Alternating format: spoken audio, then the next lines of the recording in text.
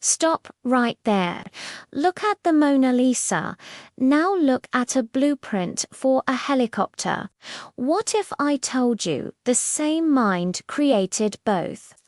We often call people geniuses, but only one person truly embodied the term: Leonardo da Vinci. He wasn't just an artist, he was a scientist, an engineer, and an inventor who saw the world 500 years ahead of his time. But the path to becoming the ultimate Renaissance man was anything but smooth. Born in 1452 in Vinci, Leonardo was an illegitimate child. This detail is crucial. Because he was born outside of marriage, he was blocked from a classical university education. That meant no Greek, no Latin, no traditional philosophy. But what seemed like a disadvantage was his greatest strength. He was forced to rely on his own eyes to look at the world directly, without old texts telling him what to see. He moved to Florence and trained as an artist. Yet, even as he painted masterpieces, his curiosity was restless. He started sketching human anatomy, not from a textbook, but by secretly dissecting corpses. He wanted to understand how muscles contracted, how the eye perceived light, how the heart pumped blood. While others saw the surface, Leonardo looked beneath. His art wasn't just about beauty, it was about truth. He would fill his notebooks with everything he observed. From the way water swirled in a river to the patterns of a bird's flight. This obsessive need to understand the world made him an incredible artist, but it also laid the foundation for his scientific discoveries. In an age dominated by dogma and tradition, Leonardo was a radical empiricist, trusting only what he could prove with his own experiments. While the church dictated the workings of the universe, Leonardo was quietly mapping the human body, charting the stars, and laying the groundwork for sciences that wouldn't exist for centuries. But this relentless pursuit of knowledge came at a cost, creating a deep conflict within his own life. Leonardo's mind was both his superpower and his curse. His notebooks saw 13,000 pages of them. Written in his famous backward mirror script, were crammed with observations and inventions. He designed tanks, diving suits, flying machines, and calculated the principles of friction long before Newton. He understood blood circulation to centuries before William Harvey officially discovered it.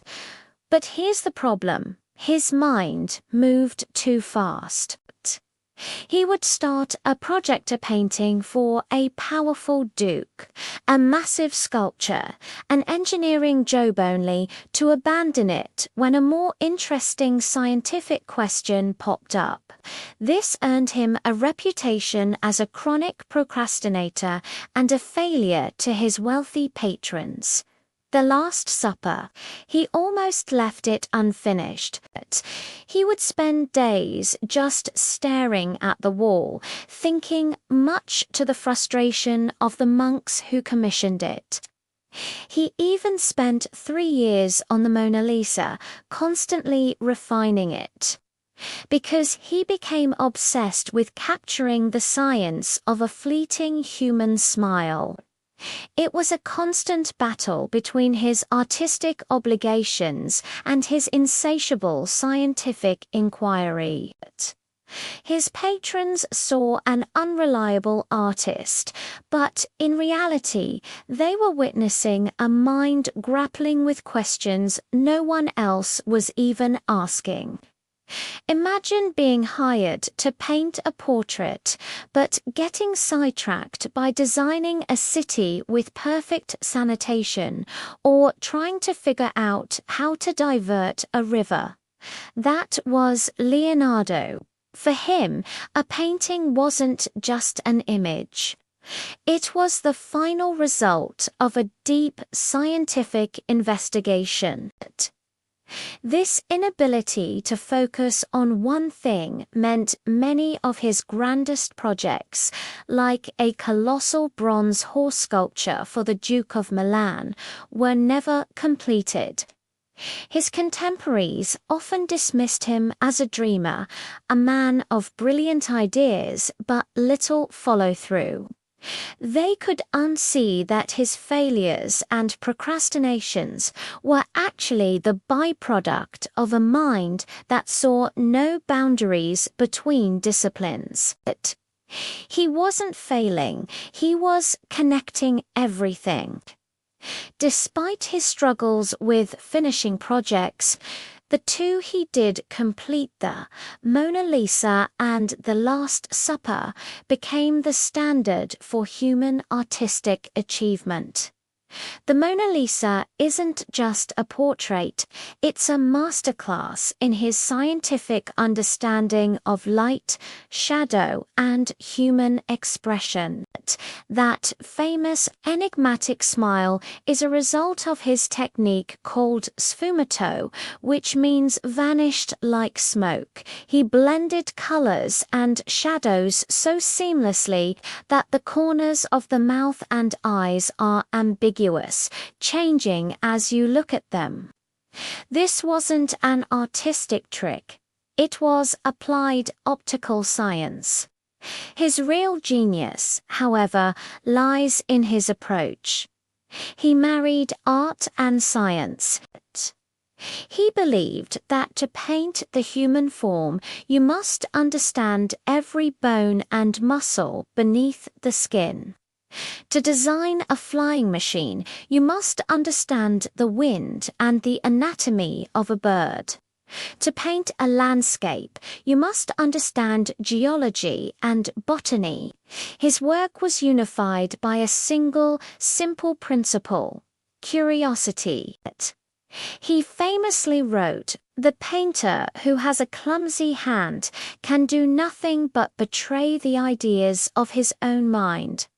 For Leonardo, art was the ultimate expression of scientific knowledge. His legacy isn't just in the finished paintings, but in the thousands of pages of sketches that show us how he thought. He gave us not just answers, but a new way of asking questions. Leonardo da Vinci showed us that the greatest minds don't specialize, they connect. He proved that the boundary between art and science is artificial, a construct that limits our potential. His legacy isn't just the paintings we adore, it's the 13,000 pages of questions he left behind, urging us to be curious about everything. He teaches us that a disadvantage, like his lack of formal education, can be turned into a profound advantage. He reminds us that it's okay to be distracted by a big idea, and that the journey of discovery is just as important as the finished product. So, what question are you running from because it feels too big or too far outside your field? That's where your genius might be hiding. Let me know what you think of his helicopter design in the comments. And if you enjoyed this story, don't forget to like and subscribe for more deep dives into extraordinary historical figures. Thanks for watching.